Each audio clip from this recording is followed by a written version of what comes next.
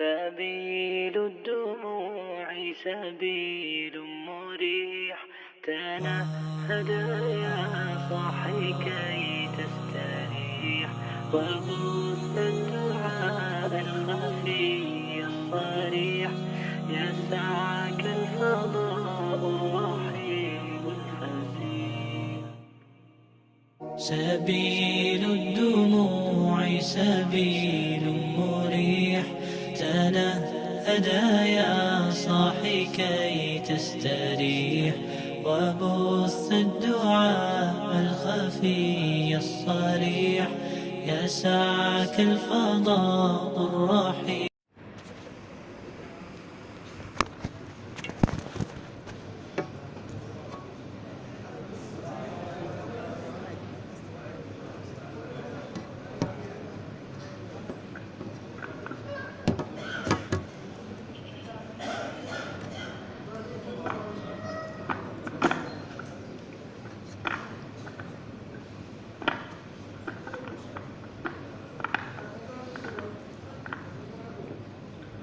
السلام عليكم ورحمة الله وبركاته.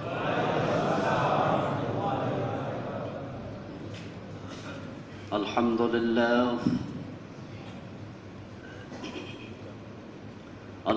لله نحمده ونستعينه ونستغفره، ونعوذ بالله من شرور أنفسنا ومن سيئات أعمالنا. من يهد الله فلا مضل له، ومن يضلل فلن تجد له وليا مرشدا. ونشهد أن لا إله إلا الله، وأن محمدا عبده ورسوله. أما بعد، فقد قال الله تعالى في كلامه المجيد: أعوذ بالله من الشيطان الرجيم. بسم الله الرحمن الرحيم. إن الله وملائكته يصلون على النبي، يا أيها الذين آمنوا صلوا عليه وسلموا تسليما. اللهم صل على محمد وعلى آل محمد، كما صليت على إبراهيم وعلى آل إبراهيم إنك حميد مجيد. اللهم بارك على محمد وعلى آل محمد، كما باركت على إبراهيم وعلى آل إبراهيم إنك حميد مجيد. اللهم صل وسلم وبارك عليه। মুআজ্জাজ মুহতারাম, সম্মানীয় মুসল্লিয়ানে কেরাম, আল্লাহ তাআলার পবিত্র দরবারে আমরা হাজারো কোটি শুকর গুজার হচ্ছি যে আল্লাহ তাআলা অত্যন্ত মেহেরবানি করে আমাদের সকলকে পবিত্র ঈদুল আজহা উদযাপন করে সুস্থতার সাথে সালামতির সাথে আমাদের নিজ নিজ গন্তব্যে পৌঁছার তৌফিক দিলেন, আমাদেরকে সুস্থতা দিলেন। আজকের জুমা মসজিদে যথাসময়ে হাজির হওয়ার মতো তৌফিক আল্লাহ তাআলা আমাদের দান করলেন। সেজন্য আমরা আলোচনা শুরুতে আল্লাহ তাআলাকে শুকরিয়া জানাই, কৃতজ্ঞতা জানাই, কালিমাত শুকর পড়ি আলহামদুলিল্লাহ। দুরূদ ও সালাম বিশ্বনবী সৈয়দুল মুরসালিন, ইমামুনা, কুদওয়াতুনা, হাবিবুনা, সানাদুনা, তাবিবু কুলুবিনা মুহাম্মাদুর রাসূলুল্লাহ সাল্লাল্লাহু আলাইহি ওয়াসাল্লামের উপর, সাহাবায়ে কেরাম, ও শুহাদায়ে ইজরামের আলা ইল্লিয়িন আল্লাহ তাআলার কাছে কামনা করছি। সম্মানিত ভাইরা, আজকে ইনশাআল্লাহ আমরা আলোচনা করব ইসলামী মুআমালা মুআশারা জিন্দেগির একটি অত্যন্ত গুরুত্বপূর্ণ অংশ, আমাদের জীবনেরই অংশ। সেটা হচ্ছে ইসলামের বিবাহ নীতি। বিবাহ এটা মানব জীবনের সাথে ওতপ্রোতভাবে জড়িত একটি বিষয়। ইসলামের যে সমস্ত কালচার, সংস্কৃতিগুলো একবারে জান্নাত থেকে শুভ সূচনা হয়েছে, বিবাহ তার মাঝে একটি, যেটা আল্লাহ তাআলা নিজে বাবা আদম এবং মা হাওয়া আলাইহিস সালাম ওনাদের দুজনকে বিয়ে দিয়েছেন সরাসরি কে? আল্লাহ। জান্নাতে আল্লাহ বাবা আদম আলাইহিস সালামের সাথে মা হাওয়ার বিয়ে দিয়েছেন। তাহলে বোঝা যায় বিবাহটা আল্লাহ প্রদত্ত একটি সুন্নাহ, আল্লাহ প্রণীত একটি সুন্নাহ। পৃথিবীতে যত ধর্ম আছে, বিবাহ কিন্তু সব ধর্মের মাঝে স্বীকৃত একটি বিষয়। এই জন্য হিন্দুরাও কি করে? বিয়ে করে। ধর্ম না, এটা তো একবারে শিরকে পরিপূর্ণ একটি ধর্ম, হিন্দু ধর্ম। এবং পৃথিবীতে যত নিকৃষ্ট ধর্ম আছে তার মাঝে হিন্দু ধর্মটা একবারে শেষ ধাপে। এটা ওদের সাথে আমাদের কোনো বৈরিতার কারণে বলছি না, এটা ওরাও স্বীকার করতে পারত। কারণ তাদের ধর্মের মাঝে নারীর গোপনাঙ্গের পূজা হয়, পুরুষের গোপনাঙ্গের পূজা হয়, যেটা এত নিকৃষ্ট যে নামটা মুখে নিতে শরম লাগে, ঠিক না? যে এমন নিকৃষ্ট ধর্মীয় আচার এটা, আবার এই পূজাটা ইবাদত মনে করা হয় তাদের ধর্মীয় রীতিতে। এটা একটা ইবাদত, এটা একটা ভালো কাজ। অথচ কিন্তু বিবাহের নিয়ম তাদের ধর্মেও, আর খ্রিস্ট ধর্মে বিবাহ আছে, ইহুদি ধর্মে বিবাহ আছে, পৃথিবীতে ইভেন যারা নাস্তিক, আমাদের দেশেও কিছু নাস্তিক আছে না? যেমন শামসুর রহমান, কবি শামসুর রহমান নাস্তিক ছিলেন। উনি কি বিয়ে করেন নাই? করেছেন। আহমদ শরীফ নাস্তিক ছিলেন। তাসলিমা নাসরিন তো নাস্তিক, বিবাহ করছে না? করছে। তাহলে যারা ধর্ম মানে তারা সব ধর্মে বিবাহের স্বীকৃতি আছে, আর যারা ধর্ম মানেই না তারাও কিন্তু বিবাহের স্বীকৃতি দেয়। তাহলে বোঝা গেল বিবাহ এমন একটি রীতি, যেই রীতিটা পৃথিবীর সব মানুষ গ্রহণ করেছে। এটা আল্লাহর হাবিব সাল্লাল্লাহু আলাইহি ওয়াসাল্লাম নিজের সাথে সম্পৃক্ত করেছেন। আর নিকাহু মিন সুন্নতি ফামান রাগিবা আন সুন্নতি ফালাইসা মিন্নি। আল্লাহর হাবিবও বলেছেন বিবাহ আমার সুন্নাহ। অথচ এটা এর আগে ইব্রাহিম নবীও করেছেন, নূহ নবীও করেছেন, হুদ নবী করেছেন, লূত নবী করেছেন। তাহলে রাসূলের সুন্নাহ কিভাবে হলো? অর্থাৎ বিবাহের সুন্নাহটাকে রাসূল নিজের সাথে সম্পৃক্ত করলেন, অথচ আমরা জানি এর আগেও বিবাহ ছিল। তো রাসূলের সুন্নাহ কিভাবে হবে এটা? এর মানে হলো আমাদের দেশে আমরা যারা বাবা আছি, ছেলে যদি ভালো রেজাল্ট করে, ভালো কাজ করে, বাবা ঘরে আইসা কয় আমার ছেলে দেখো কি করছে, মায়ের কাছে গল্প করে, করার সময় কি কয়? কার ছেলে? আমার ছেলে। আর ছেলে যদি কোনো আকাম করে, ঘরে আইসা কি কয়? এমন একটা প্রবণতা আছে না নাই? যখন ছেলের বিরুদ্ধে কোনো বাজারে অথবা দোকানে কেউ কোনো অভিযোগ অনুযোগ করেছে, ঘরে আইসা কয় দেখো তোমার ছেলে কি করতেছে। আর যখন ছেলে খুব ভালো রেজাল্ট করে, আইসা কয় দেখো আমার ছেলে কি করছে। মায়ের কাছে বাবা যখন বলে আমার ছেলে, এই কথার অর্থ কি বাবা এটা বুঝাতে চায় যে এটা তোমার ছেলে না? না, বাবা এটা বললে বলতে পারতো আমাদের ছেলে, কিন্তু এটা বলা ভুলে যায়। আনন্দের আতিশয্যে বাবা ভুলে যায় যে আমাদের ছেলের উত্তম কর্মের কারণে বাবা একা কৃতিত্ব নিতে তখন বলে ফেলে আমার ছেলে। তো বিবাহ এটা আল্লাহর নবী করেছেন, ব্যাপারটা এমন নয়। এর আগের নবীরাও বিবাহ করেছেন, এটা আল্লাহ কর্তৃক প্রণীত একটি সুন্নাহ। কিন্তু এই সুন্নাহটা এত দামি সুন্নাহ, এত ভালো একটি জিনিস, এই বিবাহের মাধ্যমে পৃথিবীতে মানুষের বংশ পরম্পরার হেফাজত হয়েছে, নসবের হেফাজত হয়েছে। বিবাহ যদি না থাকতো তামাম দুনিয়াতে জারজ সন্তানের বাজার হয়ে যেত। ঠিক না?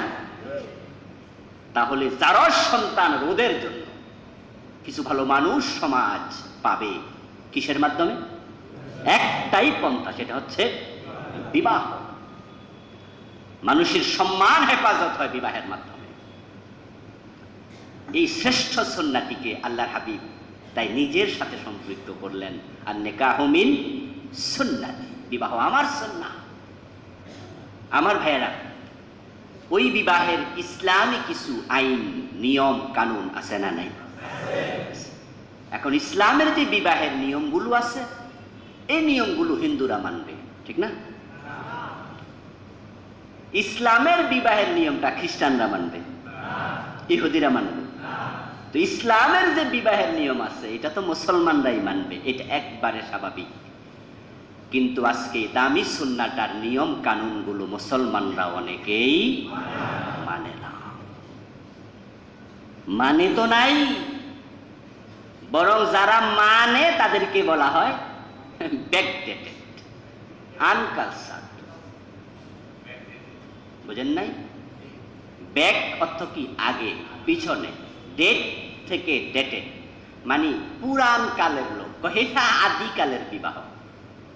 বিবাহ অনুষ্ঠান হবে 3 দিন ধরে, ঢোল বাজবে না, ব্যান্ড পার্টি গান গাইবে না, হলুদ অনুষ্ঠান হবে না, জার ভাতি জ্বলবে না, লাখ লাখ টাকা অপচয় হবে না, ছেলে সাজাতে মেয়ে যাবে না, মেয়েটাকে সাজাতে পর পুরুষ যাবে না, মেয়েটাকে মূর্তির মতো সাজিয়ে কোরবানির গরুর মতো গলায় ফুলের মালায় দিয়ে সামনে বসিয়ে রাখা হবে না, হাজার হাজার বেপর্দা নারী মাথায় কাপড় না দিয়ে পিঠ পেট দেখাইয়া বিবাহের অনুষ্ঠানে হাজির হবে না। যুবতী মেয়েটাকে সাজাইয়া বিবাহের অনুষ্ঠানে পাঠাও, কারণ সেখানে হাজার হাজার লোক আসবে, তোমার মেয়ে যে বড় হয়েছে তারা টের পাবে। এই জন্য দেখা যায় নামাজি মুসলমানরাও মেয়েকে কলেজ স্কুলে যখন পাঠায় তখন হয়তো বোরকা, হয়তো সুন্দর ড্রেসে ইসলামী ড্রেস পরে পাঠায়, কিন্তু ওই নামাজি ভালো মানুষটাও বিবাহে অনুষ্ঠানে যাওয়ার সময় নিজের যুবতীকে অর্ধলঙ্গ করে নিয়ে যায়। বিবাহের অনুষ্ঠানটা একটি রহমতের অনুষ্ঠান। ওখানে কথা ছিল আল্লাহর রহমতের ফেরেশতারা চারদিক ঘিরে রাখবে, সেখানে রহমত অবারিত ভাবে নাজিল হবে। কিন্তু আজকে মুসলমানদের বিবাহের অনুষ্ঠানে গেলে দেখা যায় ওখানে রহমতের ফেরেশতা নামার কোনো পরিবেশ। কথাটা সত্য কিনা? বিবাহের অনুষ্ঠানে গিয়ে আমি যদি যাই কখনো কোনো বিবাহের অনুষ্ঠানে, তখন দোয়ার আগে বলতে বাধ্য হই যে দোয়া কবুলের পরিবেশ তৈরি করুন। এই তো গত মাসখানেক আগে আমি বিয়ে পড়াতে গেলাম, আপনার ওই যে সাভার বাজারের দক্ষিণ পাশে যে একটা চাইনিজ রেস্টুরেন্ট আছে, কি নাম জানি, ইয়াং কিয়াং না জানি কি, হ্যাঁ হ্যাঁ ইয়াং কিং না সাংপাই, যাই হোক আপনারা চিনতে পারছেন, নাম আমি ভুলে গেছি। ওখানে জুমার নামাজের পরে ওরা আমাকে বললো যে হুজুর একটু বিয়ে পড়াবেন। যারা বিয়ের অনুষ্ঠানের দাওয়াত দিল তারা ইসলামী মাইন্ডের মানুষ, আমাকে ভালোবাসে, তাদেরকে আমি ভালোবাসি, তারা ইসলামী দলের লোক, ইসলাম মানে। কিন্তু বিবাহের অনুষ্ঠানে গিয়ে দেখলাম দোয়া পরিবেশ নাই। ইসলামওয়ালাদের বিয়েতে দেখলাম অনেকগুলা মহিলা একবারে বেপর্দা, তাকানোর মতো কোনো পরিবেশ নেই। আর যারা ইসলামওয়ালা না, সুন্দর আলী যদি এত কালা হয়, কালামিয়ার খবর কি? আমার ভাইয়েরা, এতে কি বোঝা যাচ্ছে? যদি আজকে ইসলামী বিবাহ যদি কেউ উদযাপন করে, বলে না আমার বিয়েতে ঝাড়বাতি লাগবে না, আমার বিয়েতে হলুদ অনুষ্ঠান হবে না, ছেলেরা আবার কেন মেহেদি পড়বে, মেহেদি তো মেয়েদের কাজ, আমি মেহেদি পড়বো না। কই রে কাঠ মোল্লা, তোর লই যাই করি। আর এগুলো তো হুজুররা করবে, তো মাওলানাদের কাজ। তুই ইউনিভার্সিটি পড়ু, একটা আধুনিক ছেলে, তুই আবার তোর উপরে কে ভর করলো রে বাবা? কি হয়ে গেলি রে? তুই লেখাপড়া করছস, ঢাকা ইউনিভার্সিটি মেডিকেল বুয়েট থেকে পাশ করছস, কিন্তু আধুনিক হইতে পারলি না। তাহলে আমরা যারা ইসলাম মানতে চাই আমরা ব্যাকডেটেড হয়ে যাই, আর তারা অনেক অনাচার করছে, কবিরা গুনাহ করছে, এটাকে আধুনিকতা নাম দিচ্ছে। এবং আজকে বিয়ের অনুষ্ঠানে গেলে বোঝা কঠিন মুসলমানের বিয়ে না হিন্দুর বিয়ে। এই জন্য আমার ভাইয়েরা, আমাদের আজকের আলোচ্য বিষয় হবে বিবাহের ইসলামী নীতি কি। ইসলাম কোরআনের পাতায় থাকবে এটা নয়, ইসলাম কোরআনের পাতা থেকে আপনার জীবনে আসা লাগবে। ইসলাম হাদিসের পৃষ্ঠায় থাকবে এটা মোটেও নয়, ইসলামকে হাদিসের পৃষ্ঠা থেকে আমাদের জীবনে আনা লাগবে। তা আমি বললাম ইসলামের বিবাহ নীতি হিন্দু মানবে না, ইহুদি খ্রিস্টান মানবে না, তো মুসলমানও যদি না মানে তাহলে এতে প্রমাণিত হয়ে যাবে যে ইসলাম মানুষের জীবনের সাথে সঙ্গতিপূর্ণ ধর্ম নয়। নাউজুবিল্লাহ। ইসলামের আইনগুলো হিন্দু মানলো না, ইহুদি মানলো না, খ্রিস্টান মানলো না, মুসলমানও মানলো না, তাহলে বোঝা গেল এটা মানার মতো ধর্ম না। অর্থাৎ এই ধর্মটা আমাদের জীবনের সাথে কন্ট্রাডিকশন তৈরি করছে। তাহলে আল্লাহর কাছে আপনাদের জবাব দিতে হবে যে আপনি নিজের নামটা রেখেছেন মুসলমানের নাম। বিবাহের অনুষ্ঠানে ঠিকই মোল্লা দাওয়াত দেয়, হুজুর ছাড়া বিবাহ হবে না, যদি ইসলামী আইন ছিল না, কিন্তু আমাদের দেশে একটা কালচার তৈরি হয়েছে যে একজন আলেম বিবাহের অনুষ্ঠানে থাকবে, সেখানে দোয়ার প্রশ্ন আছে, বিবাহের খুতবা দেওয়ার প্রশ্ন আছে। এখন যেহেতু বিবাহের খুতবা দেওয়া সুন্নাহ, বিবাহের দোয়া করা সুন্নাহ, এখন এই সুন্নাহ কাজটা আবার আলেম না হইলে হবে না, আলেম নেওয়া লাগবে। ওই আলেমকে সেখানে নিয়ে তারাও কবিরা গুনাহগার বানাচ্ছে। কারণ এই কমিউনিটি সেন্টারগুলোতে বিবাহের দিন ঢোকার মতো কোনো পরিবেশ থাকে না। আমার মনে হয় ইবলিসও সেখানে যায় না ভয়ে। মুসলমান নামের কলঙ্ক এসব। আস্তাগফিরুল্লাহ, আস্তাগফিরুল্লাহ।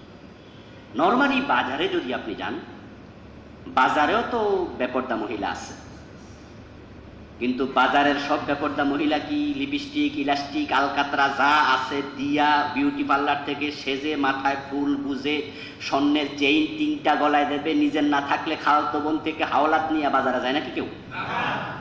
তাহলে বেপরদা নারী বাজারে যাচ্ছে ইজি ড্রেস, স্বাভাবিক ড্রেস। কিন্তু ওই বেপরদা মহিলা যখন বিবাহে যায়, আগে শুনতাম জানতাম শুধুমাত্র বিবাহের কনে সে বিউটি পার্লার থেকে সেজে বিবাহে যায়, কিন্তু এখন যারা দাওয়াত খায় হেরাও যায়। শয়তান কাকে বলে? তাহলে বাজারে গেলে বেপরদা নারী আছে, সেখানে অতটা কবিরা গুনাহ হচ্ছে না, কারণ যেহেতু তার সৌন্দর্যটা ইজি পরিবেশে আছে। কবিরা গুনাহ হবে যদি খারাপ নজরে তাকায়, তবে ইজি ড্রেসে থাকার কারণে সেখানে শাহওয়াত কম তৈরি হয়। আর বিবাহের অনুষ্ঠানে বেপরদা মহিলাগুলা যাচ্ছে একবারে আকর্ষণীয় করে, অথচ কথা ছিল এটা রহমতের পরিবেশ, এটা সুন্নাহর মজলিস, এখানে আল্লাহর রহমত পড়বে। ওখানে হুজুর নিয়া কবিরা গুনাহ করাইয়া হুজুরকে বলতে, হুজুর দোয়া করেন, দোয়া কবুল হবে কেমনে? দোয়া তো আসমানে যাওয়ার কোনো পরিবেশ নাই। এই জন্য আমার ভাইয়েরা, আপনারা যারা আমার আলোচনা শুনছেন, কেউ নিজে বিয়ে করবেন, কেউ বাবা হিসাবে সন্তানকে বিবাহ করাবেন, বিবাহ দেবেন, আমরা কোনো না কোনোভাবে প্রত্যেকেই বিবাহের সাথে জড়িত হতে চলছি। আজকেও কারো না কারো বিবাহ থাকতে পারে। আমি বিনীত অনুরোধ করব, আপনি মুসলমান হিসাবে আপনাকে লক্ষ্য রাখতেই হবে আপনার বিবাহের অনুষ্ঠানে যেন ইসলামী কালচারের বাহিরে কোনো রকমের কোনো কাজ সংঘটিত হতে না পারে। এই ব্যাপারে আপনি দৃঢ় হয়ে যাবেন। দুলাকে ফুলের মালা পরানোর জন্য একদল যুবতী নারী হাজির হবে। কেন? এই পারমিশন পেলেন কোথায়? আপনি দুলা, বর, আপনি বলে দেবেন না আমাকে কোনো যুবতী নারী এসে ফুলের মালা দেওয়া দরকার নেই। যদি আমাকে ফুল দিয়ে বরণ করতে চাও, নাবালেক মেয়ে পাঠাও অথবা ছেলেদেরকে পাঠাও। নাবালেক মেয়েরা যাবে, আপনার শেলিকা অথবা অন্য আত্মীয় যারা নাবালেগ, তাদের উপরে পর্দা এখনো ফরজ হয়। তাহলে কালচারটা তো মানা যায়, ফুল দিয়ে বরণ করা ইসলাম এটা নাজায়েজ বলেনি। কারণ বিবাহের দিন বর হচ্ছে সবচেয়ে বড় মেহমান, আর সবচেয়ে বড় মেহমানকে ফুল দেবে ইসলাম এটা নাজায়েজ বলেনি। তাকে বরণ করবেন আপনি, কোনো অসুবিধা নেই। কিন্তু এটা সুন্নাহ না, এটা জায়েজ। ইসলামের জায়েজ পর্যন্ত আপনি থাকতে পারেন যে আপনাকে ফুল দিয়ে বরণ করবে, ফুলের মালা দেবে, ফুলের পাপড়ি ছিটাবে, ফুল ভালো জিনিস। আপনি বলুন বেপরদা কোনো নারী আসবে না। এতে করে আপনাকে যদি শ্বশুর পক্ষ বলে হায় রে কি জামাই পাইলাম, একবারে তো আনকালচার্ড, এই গালিটা আপনি খাওয়ার জন্য মানসিকভাবে প্রস্তুতি নিয়ে থাকেন। বলুক আপনাকে আনকালচার্ড, বলুক ব্যাকডেটেড, বলুক না। আল্লাহর নবী যদি ইসলাম মানতে গিয়ে, ইসলামের কথা বলতে গিয়ে উনি পাথরের আঘাত খেতে পারেন, রাসূলের একটা সুন্নাহ, ইসলামের একটা ফরজ বিধানের জন্য আপনি এটা গালি খাবেন, বেশি কিছু তো হলো না। শরীরের মাংস কষে পড়ে যাবে নাকি? আত্মসম্মানে একটু আঘাত লাগতে পারে কানে যখন আওয়াজটা আসবে যে আপনি ব্যাকডেটেড, আপনি একজন আনকালচার্ড। আপনার বিবাহের অনুষ্ঠানে আপনার স্ত্রীকে আরেকজন কোলে নেবে না।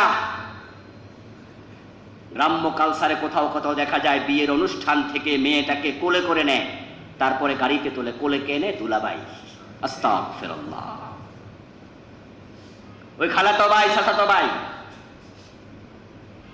ইসলামী অনুষ্ঠানে হারাম কাজ চলছে। বিবাহের রাতে সারা রাত যখন তামাশা হয়, ঝাড়বাতি আলোকসজ্জা করে যখন চালায়, হাজার হাজার পুরুষ মহিলা আত্মীয় স্বজন গুমগুম করতে থাকে 2 দিন 3 দিন রাত পর্যন্ত। ওখানে যুবক যুবতী অবিবাহিত হাজার হাজার নারী পুরুষরা আত্মীয় স্বজন পুরা গ্রাম ভরে যাও অনেকে আছে যারা ভিআইপি মানের বিয়ে করায়। বিয়ের আগে শত শত জেনা সংগঠিত হচ্ছে, অথচ বিবাহের অনুষ্ঠানটা হচ্ছে সুন্নাহ, রহমতের অনুষ্ঠান। অপচয়ের অভাব নেই, অনেক কিছু সমস্যা। আমি ইসলামী নীতিগুলো যখন বলবো তার বিপরীতে আমাদের বর্তমান অনিসলামী নীতিগুলো ফুটে উঠবে। আমার ভাইয়েরা, আল্লাহ তাআলা পবিত্র কোরআন মাজিদে বিবাহ করার জন্য উৎসাহিত করেছেন, বলেছেন ফানকিহু মা তাবা লাকুম মিনান নিসাই মাসনা ওয়া সুলাসা ওয়া রুবা ফাইন খিফতুম আল্লা তা'দিলু ফাওয়াহিদা। হে দুনিয়ার মানুষ, তোমরা বিবাহ করো, তোমাদের পছন্দসই নারী 2টি 3টি 4টি পর্যন্ত বিবাহ করতে পারো। ইসলাম বিবাহ করার জন্য উৎসাহ জুগিয়েছে। বিশ্বনবী বলছেন ইয়া মাশারাশ শাবাব মান ইসতাতা মিনকুমুল বাতা ফালিয়াতাজাব্বাস। হে যুবকেরা, স্ত্রী পরিপালনের ক্ষমতা তোমাদের যাদের থাকবে, আর্থিক সঙ্গতি, দৈহিক সঙ্গতি, সামর্থ্য যাদের থাকবে, ফালিয়াতাজাব্বাস, সে যেন বিয়ে করে, সে যেন বিয়ে করে, দেরি না করে। ফাইন্নাহু আগাদ্দু লিল বাসার ওয়া আহসানু লিল ফারজ। যে ব্যক্তি বিয়ে করবে, বিয়ের মাধ্যমে তার চোখ হয়ে যাবে নিয়ন্ত্রণে, নিয়ন্ত্রিত চোখ পাবে। যার ঘরে সুন্দরী স্ত্রী থাকবে, রাস্তাঘাটে সুন্দরী মহিলার দিকে চোখ তার কম যাবে। ফাইন্নাহু আগাদ্দু লিল বাসার, তার চোখটা থাকবে এখানে হেফাজতে, নিম্নমুখী। ওয়া আহসানু লিল ফারজ, এবং তার লজ্জাস্থান থাকবে হেফাজতে। আল্লাহ রাসূল বলছে বিয়ে করো, এটা আমার সুন্নাহ। ফামান রাগিবা আন সুন্নতি ফালাইসা মিন্নি, আমার সুন্নাহ থেকে মুখ ফিরিয়ে নিও না। বিবাহ থেকে মুখ ফিরিয়ে যদি নাও, সুন্নাহকে ইনকার করার মানসিকতা নিয়ে, ফালাইসা মিন্নি, তাহলে সে আমার উম্মতি থাকবে না।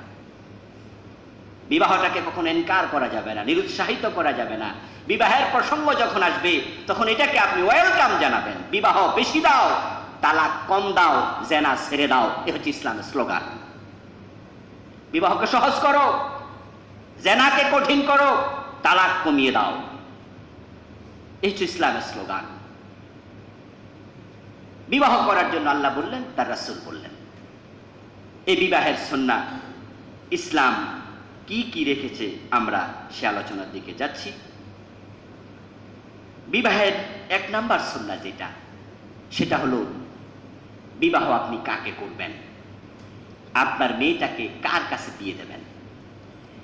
আল্লাহর হাবিব বলতেছে ইজা ফাতাবা ইলাইকুম মা তারদাউনা দীনাহু ওয়া খুলুকাহু ফাজাব্বিজুহু ওয়া ইল্লা তাফআলুহু তাকুন ফিতনাতুন ফিল আরদি ওয়া ফাসাদুন আরীদ। আল্লাহর হাবিব বলে, যখন তোমার কাছে তোমার মেয়ের প্রস্তাব নিয়ে কেউ আসে বিয়ে করার জন্য, এবং যে প্রস্তাব দিল তার দাউনা দীনাহু, তুমি এক নাম্বারে দেখবে ওই ছেলেটার দিনদারি আছে কিনা, ছেলেটা দিনদার কিনা। মেয়েদের ব্যাপারেও রাসূল এটা বলেছেন, তুনকাহুল মারআতু লিআরবাঈন, একটা মেয়েকে বিয়ে করা হবে তার চারটা গুণাবলী স্বাভাবিকত দেখে, লিমালিহা ওয়া হাসাবিহা ওয়া জামালিহা ওয়া লিদীনিহা ফাসফার বিযাতিদ দীন তারিবাত ইয়াদাক। ঠিক মেয়ে যখন তুমি দেখতে যাবে তখনও তুমি দেখবে মেয়ে সুন্দরী কিনা, সেটাও দেখতে পারো, দেখো নিও। তার বংশমর্যাদা কেমন দেখে নিও, মেয়েটার বাবার অর্থবিত্ত কেমন আছে, তোমার সাথে তার কুফুটা মিলে কিনা দেখে নিও। তবে ফাসফার বিযাতিদ দীন, একটা মেয়েকে বিয়ে করার জন্য তার সর্বশ্রেষ্ঠ গুণ হচ্ছে তার দিনদারি, এটা দেখে নিও, এটাকে প্রাধান্য দিও। এটাকে প্রাধান্য দিলে আল্লাহ তোমার দুই হাত কল্যাণ দিয়ে ভরপুর করে দেবে। আর যদি না দেও তারে বাতিয়া ডাকা, তোমার হাত ধুলায় মলিন হয়ে যাবে, তোমার নাক ধুলায় মলিন। তাহলে আল্লাহ রাসূল বলছে, যখন তোমার মেয়েকে বিয়ে করার জন্য কেউ প্রস্তাব দেয়, মান তারদাউনা দীনাহু, তার দিনদারির উপরে তুমি খুশি, ছেলেটা দিনদার, তাহলে একটা ছেলে আপনার মেয়েকে বিয়ে করার যোগ্যতা আছে কিনা, তার এক নাম্বার কোয়ালিটি তার দিনদারি। ঠিক একটা মেয়েকে আপনার ছেলেকে বিবাহ করাবেন কিনা, মেয়েটা আপনার বৌমা হওয়ার মতো কোয়ালিটি আছে কিনা, তার এক নাম্বার কোয়ালিটি দিনদারি। ওয়া খুলুকাহু, ছেলে দিনদার, চরিত্র ভালো, নিশ্চয় ছেলে তোমার মেয়েকে বিয়ে করে ভরণ পোষণ করতে পারবে, তাই বিয়ের প্রস্তাব নিয়ে এসেছে। কারণ রাসূল বলছেন, মাল্লাম ইয়াস্তাতি, যে ব্যক্তি ভরণ পোষণ করার মতো সক্ষমতা নাই সে বিয়ে করবে না। ফাআলাইহি বিসসাওম ফাইন্নাহু লাহু বিজাউন, যে ব্যক্তি স্ত্রীর মোহরানা দেওয়ার ক্ষমতা নাই, বিয়ে করার জন্য এটা এক নাম্বার শর্ত, স্ত্রীকে মোহর দিতেই হবে। তাই আপনি বিয়ে করবেন, মোহরানা আপনাকে দেয়া লাগবে, সক্ষমতা আপনার থাকতে হবে, তাৎক্ষণিক দেয়া ফরজ নয়।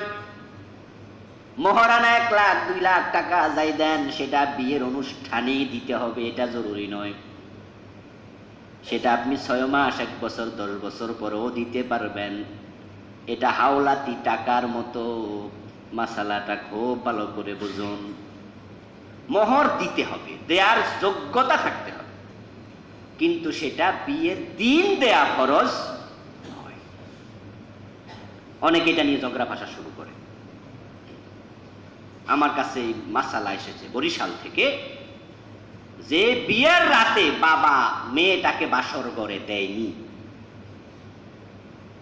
বাবা যাইয়া জামাইয়ের কাছে কইছে, দেন মোহরের টাকা দেন। জামাই বলছে যে, বাজান আমি তো মোহরের টাকা অর্ধেক দিছি, বাকি অর্ধেক আমি কিছুদিন পরে দেবো। পরে বলছে, জি না, আপনি আজকে একা একা থাকেন, এই টাকা যেদিন দেবেন আমার মেয়ে আপনার ঘরে আমি সেদিন দেব। ইসলামে মোহর দেয়া ফরজ। বাবা এই কাজটা কেন করেছে? ফরজ জেনে করেছে, যে উনি ফরজের বাহিরে যাবেন না, কিন্তু উনার জানার মাঝে একটু ভুল ছিল। তো রাতের বেলা জামাই তো একা একা ঘুমাইলো, পরের দিন শ্বশুর বাড়ি থেকে রাগ করে বাড়ি চলে আসলো।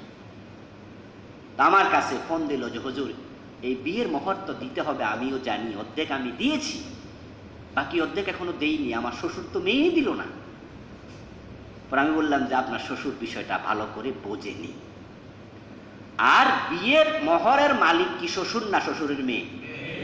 তো শ্বশুরের চাইল কোন মাসালা? কথা বোঝেননি? বুঝতে হবে, মাসালাগুলো ক্লিয়ার থাকতে হবে।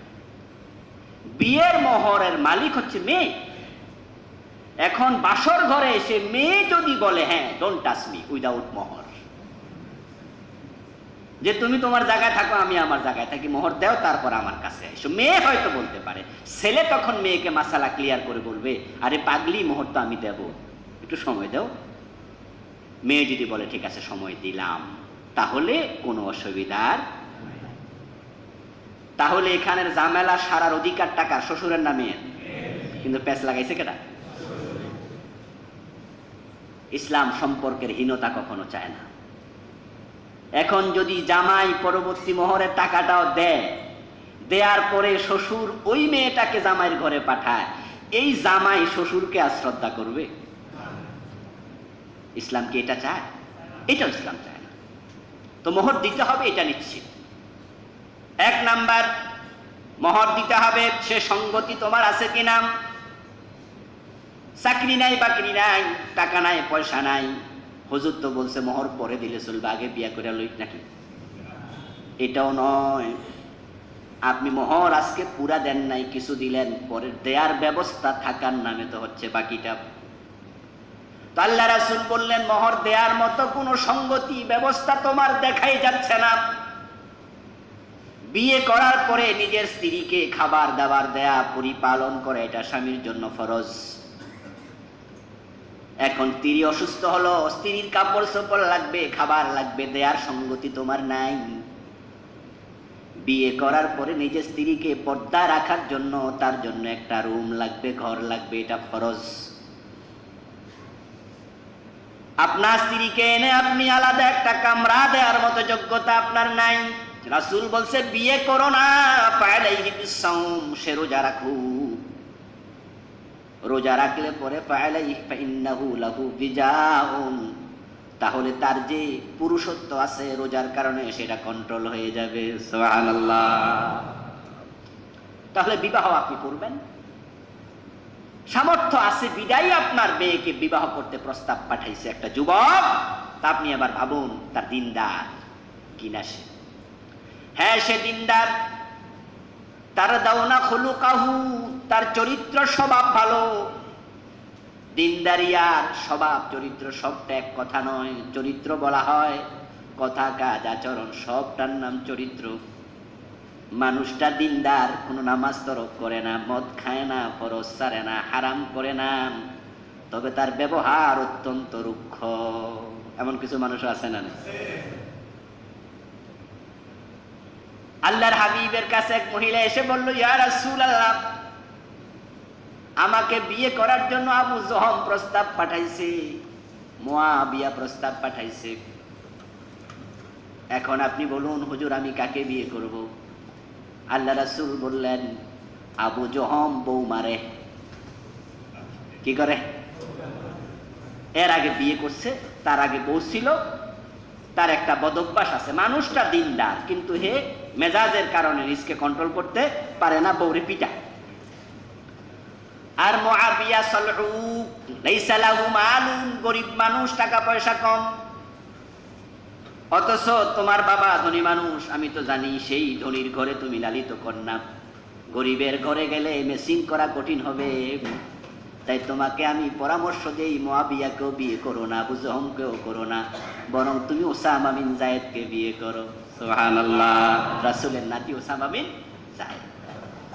তাহলে বোঝা যায় দিনদার কিন্তু গরিব। এই গরিব বলতে স্ত্রী পরিপালনের সামর্থ্য আছে।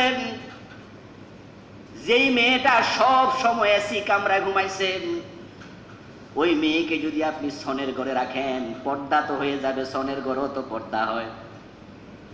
কিন্তু প্রশ্ন হলো, যে মেয়ে কখনো এসি কামরা ছাড়া ঘুমায় নাই, ওই মেয়ে মাটির মাঝে ঘুমাতে তো কষ্ট হয়ে যাবে।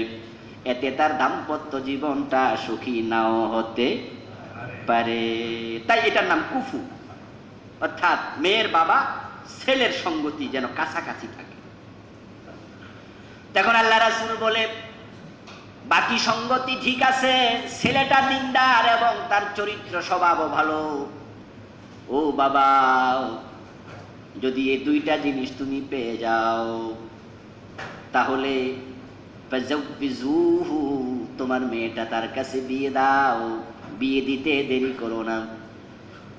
ইল্লা তাফআলুহু তাকুন ফিতনাতুন ফিল আরদি ওয়া ফাসাদুন আরিজ, যদি সঙ্গতিপূর্ণ ছেলে পাওয়ার পরও বিয়ে দেয়া দেরি করে দাও, তাহলে সমাজের মাঝে বিশৃঙ্খলা, জেনা, ব্যভিচার বাড়তে শুরু করে দেবে। বিয়ে দেরি করো না, বিয়ে দেরি করলে জেনাটা বেড়ে যাবে। আল্লাহর হাবিব বলছে বিয়ে দাও। এখন বিয়ে আপনি করবেন, দেবেন, দেওয়ার জন্য, করার জন্য এখন আল্লাহ রাসূলের কাছে প্রস্তাব আসলো। হুজুর, এক ব্যক্তি বলল, হুজুর আমি বিয়ে করার জন্য প্রস্তুতি নিলাম, অমুক মেয়েটাকে বিয়ে করার প্রস্তাব দিলাম। আল্লাহ রাসূল বললেন, মেয়েটাকে দেখার সুযোগ থাকলে দেখে নাও, ফানজুর ইলাইহা, মেয়েটাকে দেখে নাও। ফাইন্নাহা আহারা আন ইউদামা বাইনাকুমা, তুমি দেখে যদি বিয়ে করো তাহলে দাম্পত্য জীবনে শান্তি আসবে। না দেখে বিয়ে করলে যদি মন মতো বউ না পাও, তাহলে বিয়ের পরে সংসার সুখী নাও হতে পারে। ইসলামী সিস্টেম। তাহলে আপনি প্রথমে দেখলেন মেয়েটা দিনদার কিনা, ছেলেটা দিনদার কিনা, স্বভাব চরিত্র ভালো কিনা, আলহামদুলিল্লাহ, সামর্থ্য চলে, দেরি করবেন না, বিয়ে দেন। তবে দেয়ার আগে ইসলাম বলছে যেন ছেলেটা মেয়েটাকে দেখে নেয়। এখন তার বিপরীতে আবার যদি বলেন মেয়ে ছেলে দেখবে, সেটাও জায়েজ। কে দেখবে? বিবাহ যে করবে, রাসূল বলছে ফানজুর ইলাইহা, তুমি তাকে দেখো। এখন আমাদের দেশে অনেকে আছে, ছেলে যদি মেয়ে দেখতে কয় বেয়াদব, যে বিয়ে করবে সে বেয়াদব। কে দেখবে? দুলাভাই, খালাতো ভাই, চাচাতো ভাই, জেঠা, চাচা, নানা, নিকটাত্মীয়, দূরবর্তী আত্মীয়, দুই গাড়ি না হলে হবে না। একটা মান সম্মান আছে না আমাদের এলাকায়? ছেলে বিয়ে করাবো, বউ দেখতে যাব, দুইটা বাস না গেলে হয় না। 25, 30, 50 জন যাবে বউ দেখতে, সাথে ছেলেকে নিল না। আলহামদুলিল্লাহ, এটা কমতেছে, মানুষ সচেতন হচ্ছে। এক সময় ছিল, যেমন আমার বড় ভাই যখন বিয়ে করে, তখন বউ দেখতে আমার মা বলছিল, বাবা বউ দেখবি? ভাই কই কি যে কোন শরমের কথা। আমার মা শুনে তো এত খুশি, এই হলো ছেলে, আমাদের উপরে সব ছেড়ে দিছে। আব্বা আম্মা দেখে ঠিকই আসছে, কয়দিন পরে ভাই সাইকেল নিয়ে আবার তাদের বাড়ির পাশে যায় বসে আসছে। সাইকেল চালাইয়া গেছে, আমি ছোট একবারে ও টুতে পড়ি, শুনলাম ভাইজান সাইকেল চালাইয়া গেছে। কেন গেছে? মেয়ের বাড়ির পাশে বৈশা, মেয়ে হাঁটা চলা কোন জায়গা দিয়ে যায় একটু চুরি করে দেখে চলে আসে, তাই করেছে, বিয়ে হয়েছে। অথচ ইসলাম কি চুরি করে চাইতে কইছে? বরং চুরি করে যদি চায়, ছেলের বাবা চাক, কারণ যেহেতু ইসলাম তাকে ডাইরেক্ট চাওয়ার অনুমতি দেয়, ডাইরেক্ট ছেলে চাইবে। এগুলো ছিল সামাজিক কালচার। এখনো কিছু কিছু এলাকায় কালচার আছে যে বিবাহতে মেয়ে দেখতে কে যাবে, তখন এবার আগে তালিকা দেয়। আমরা দেখার অনুষ্ঠানে 10 জন আসবো, বিয়ে করবে কয়জনে? মেয়ে দেখতেছে কয়জনে? এ অনুমতি পেলেন কোথায়? আল্লাহ আমাদের মাফ করুক, বলেন আমিন। না, ইসলাম এটা বলেনি। আল্লাহ রাসূল বলছেন ফানজুরহা, এই স্বামী তুমি দেখো, ছেলে দেখবে, অন্যরা না। হ্যাঁ, যদি এখন ছেলের মা দেখতে চায়, বোন দেখতে চায়, অন্যরা দেখুক। বিয়ের আগে ছেলের বাবা দেখাও ইসলামে অনুমোদিত নয়। তবে হ্যাঁ, বাবা বুড়ো মানুষ, বাবা তার কলিজার টুকরো সন্তানকে বিয়ে করাবে, যদি দেখতে চায়। আপনারা আবার তেরামি শুরু করেন না যে হুজুর কইছে না, কারণ ইসলামে অতি প্রয়োজন যখন কখনো হয়, তখন শুধু চেহারাটুকু সাধারণ মানুষের সামনেও খোলা জায়েজ। যেমন ডাক্তারের কাছে গেছেন, ডাক্তারের কাছে গেলে ডাক্তার যদি চেহারা খুলতে বলে আপনি খুলুন। ম্যাজিস্ট্রেটের সামনে হাজির হয়েছেন মামলার সাক্ষী হিসাবে, মহিলা সাক্ষী আছেন, বাড়িতে মারামারি হয়েছে, মহিলা সাক্ষী দেবে, ম্যাজিস্ট্রেট বলবে আপনি প্লিজ চেহারা নেকাব সরান, আপনি সরিয়ে দেন। হজ করতে গেছেন, হজের মাঝে নেকাব ফেলে রাখা জায়েজ নাই, একটু সরাইয়া রাখা লাগে। তাহলে কিছু কিছু ক্ষেত্রে চেহারাটা খোলা যেহেতু জায়েজ আছে, যদি কোনো ছেলের বাবা, ছেলেটা আপনার জোৎসই পছন্দসই, কোনো অসুবিধা নাই, কিন্তু বাবা বলছে না আমার একটাই ছেলে। আর অনেক সময় বাবাদের কাছে ছেলেরা কখনো বড় হয় না, বাচ্চারা কই তুই কিটা বুঝস, কথা বোঝেন নাই? ছেলের বাবা মনে করে বাচ্চা মানুষ, বিয়ে করাবো আমি, কিন্তু হে কি বোঝে, আমার তো একটাই ছেলে, আমি কি বউ ঘরে আনবো, এক নজর দেখবো না? ইসলাম আবার এখানে এত কঠিন নয়, অনুমতিটা নাই মনে রাখবেন, ছেলেই দেখবে।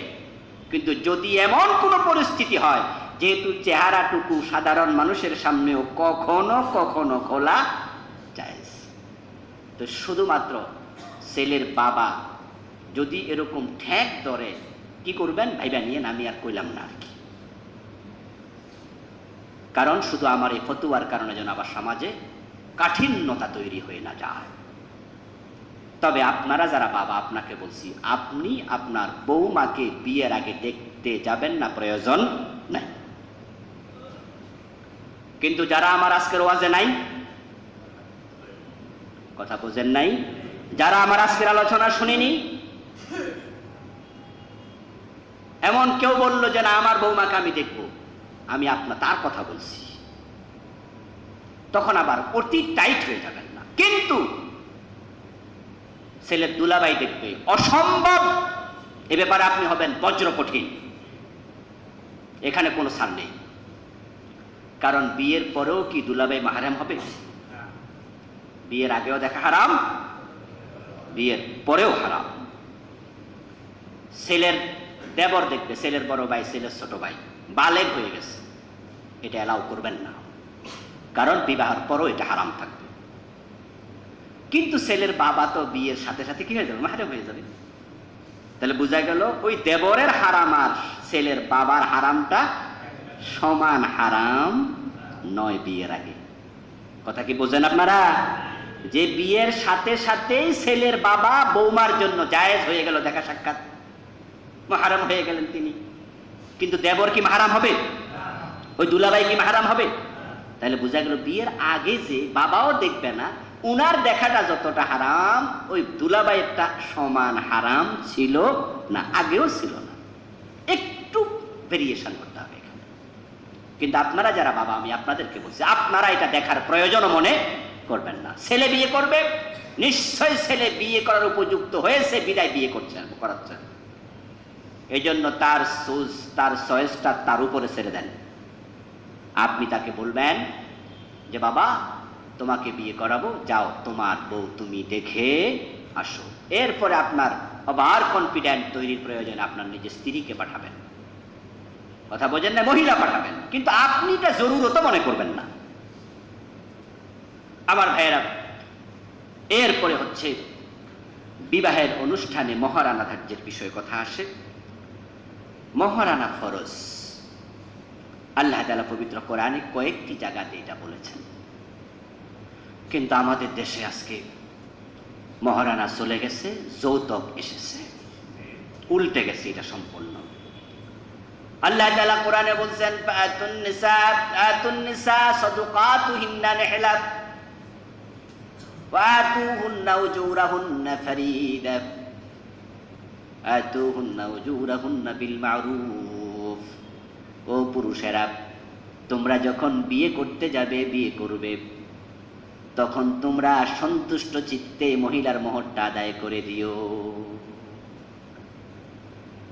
আপনি বিয়ে করবেন, আপনার স্ত্রীকে আপনি মহারানা দেবেন, এটা কোনো করুণা নয়, এটা ওই মেয়েটার অধিকার, এটা আপনাকে দিতেই হবে, এটা ফরজ।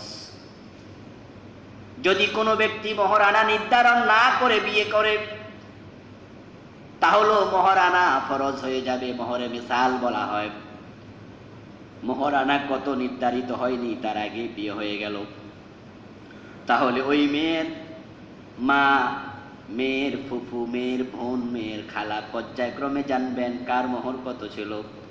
ঠিক মেয়ের আপন বোন যদি এর আগে বিবাহ দিয়ে থাকে, পরবর্তী ছোট বোন বা বড় বোনের বিয়ে হলো, মোহর নির্ধারণ না হলেও বোনের পরিমাণ মোহর স্বামীর জন্য দেয়া ফরজ হয়ে যাবে। মোহরটা এটা অবধারিত একটি বিষয়। এই মোহরানা দিতে ইসলাম আপনাকে আদেশ করেছে। আল্লাহ বলছে আতুহুন্না উজুরাহুন্না, দেও তুমি এটা, মোহর দিয়ে দাও, করুণা নয়, ফরিদাতান। আল্লাহ বলছে এটা ফরজ। সুবহানাল্লাহ। মোহরটা কি? মোহরটা ফরজ। ফরজ, খামখেয়ালি করা যাবে না। মান তাজাওয়াজা ইমরাআতান বিসিদাকিন ওয়া ইয়ানবি আন লা ইউআদ্দিহি ইলাইহা ফাহুয়া জান। হাদিসে পাওয়া যায় যে ব্যক্তি মোহর নির্ধারণ করলো কিন্তু মনে মনে ভাবে এই দেশে মোহর দেয়া লাগে না, এটাই তো এখন হচ্ছে বেশি, ঠিক না? প্রত্যেকটা বিবাহতে কাবিন হয়, ওই কাবিনের মাঝে কি লেখা থাকে? মোহরের অঙ্ক কত। এই জন্য এখন মোহরানা নিয়ে খুব কষাকষি চলছে, এবং রিক্সাওয়ালার বিয়ে তো 5 লাখ টাকা মোহর হয়, অথচ 14 গোষ্ঠী বিক্রি করলো 5 লাখ টাকা হবে। কেন মোহর 5 লাখ টাকা হচ্ছে? কারণ রিক্সাওয়ালা রাজি হয়েছে, এক কারণে, হে জানে যে 1 টাকাও দেয়া লাগবে না। মেয়ের বাবাও জানে যে এই ছেলে 5 লাখ টাকা দেওয়ার মতো সামর্থ্য নাই। তাহলে মেয়ের বাবাই মোহরানা লিখলো কেন? একটা মাত্র কারণ, যেন তালাক দিতে না পারে। আস্তাগফিরুল্লাহ, আস্তাগফিরুল্লাহ, আস্তাগফিরুল্লাহ। বিবাহ যেদিন করাবে সেই দিনে কুটচিন্তা, আপনার পেটের ভিতরে এত পেঁচ যে আপনি নিজের কলিজার টুকরা একটা ছেলের হাতে তুলে দিচ্ছেন, আর আজকে ভাবছেন কেমনে ফেসে ফেলে রাখবেন। এই চিন্তা মাথায় কিভাবে ঢুকলো আপনার? আত্মা থেকে আত্মীয়, যার সাথে আপনার আত্মার বন্ধন হবে, আপনার কলিজার টুকরা যার হাতে তুলে দেবেন, সেই ঘরে ভালো থাকুক, এটাই তো আপনার কামনা থাকা দরকার।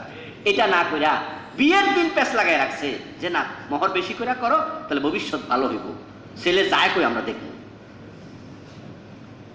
আল্লাহর হাবিব বলেছেন না, এটা তোমরা করো না।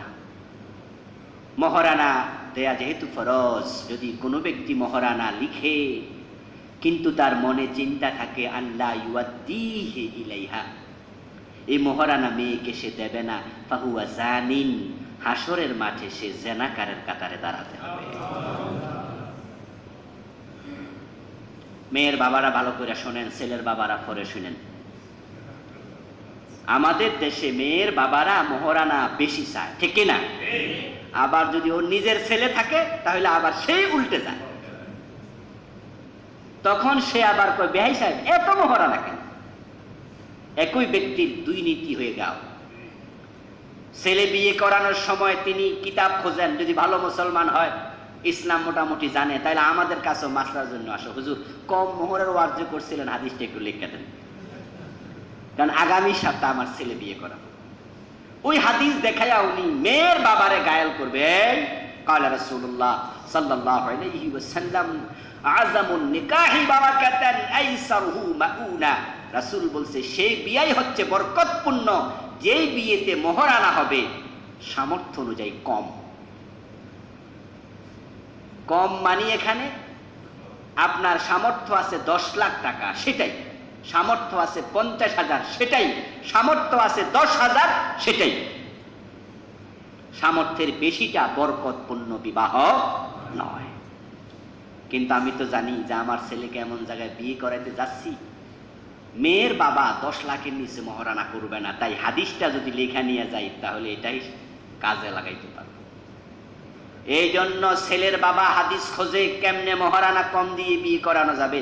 আবার উনি যখন নিজের মেয়ে বিয়ে দেয় তখন হাদিসের বই লুকায় রাখে, কারণ যদি আমার বাসায় এসে আবার ছেলের বাবা হাদিসের বই চায় যে বেয়াই সাহেব আপনি আলেম মানুষ, হাদিসের বইটা একটু নামান, এই দ্বিচারী নীতি গ্রহণ করা মোটেও ঠিক হবে না। মোহর দিতে হবে, এটা ফরজ। যে দেবে না মানসিকতা লালন করে সে জেনাকারীর কাতারে দাঁড়াবে। অত্যন্ত জঘন্য। যারা আমার ওয়াজ শুনছেন সবাই মোহর দিচ্ছেন তো? যারা দিয়েছেন ধন্যবাদ, যারা দেননি না দিয়ে মরবেন না, মরলে উপায় নাই, কারণ মোহরটা তার অধিকার। আপনি যদি না দিয়ে থাকেন, কারো থেকে টাকা হাওলাত নিয়ে যদি না দিয়ে মরে যান, ওই হাওলাতি টাকাটা কিয়ামতের দিন সে কিন্তু চেয়ে বসবে। হাদিস আছে না এই কথা? আহা, আল্লাহ রাসূল বলেছেন শহীদ যখন শাহাদাত বরণ করে, তার রক্তের প্রথম ফোঁটাটা যখন জমিনে পড়ে, আল্লাহ সব গুনাহ মাফ করে ইল্লা দাইন, কিন্তু ঋণ আল্লাহ শহীদকেও মাফ করে না। কঠিন ব্যাপার। ওই শহীদ হাসরের মাঠে জান্নাতে যাওয়ার পথে আটকা পড়ে যাবে। যার কাছ থেকে ঋণ নিয়েছিল সে হাসরের মাঠে হাজির হয়ে বলবে, আল্লাহ উনার কাছে আমার এত টাকা পাওনা আছে। আল্লাহ তাআলা তখন কি করবেন সেটা হাদিসে নাই, কিন্তু হাদিসে এটা আছে যে আল্লাহ তাআলা যেই শহীদ ঋণ নিয়ে মরছে তার সব মাফ করবেন, কিন্তু ঋণটা তিনি মাফ করবেন না। হাসরের মাঠে ওই ঋণদারের সাথে মোকাবেলা করাবেন, তারপরে আল্লাহর ফয়সালা কি হবে সেটা আল্লাহ জানেন। কারণ আল্লাহ তো সবকিছু করার ক্ষমতা আছে। আল্লাহ যদি দেখেন যে ওই শহীদ, যিনি শহীদ হয়েছে, ওই ব্যক্তি ঋণ পরিশোধ করার মানসিকতা ছিল কিন্তু সময় পায় নাই, আল্লাহ মনের খবর জানে কি না? আর শাহাদাতের দরজা তো ছোট মোটো দরজা না, যে বাটফার হেরে তো আল্লাহ শহীদ বানায় না।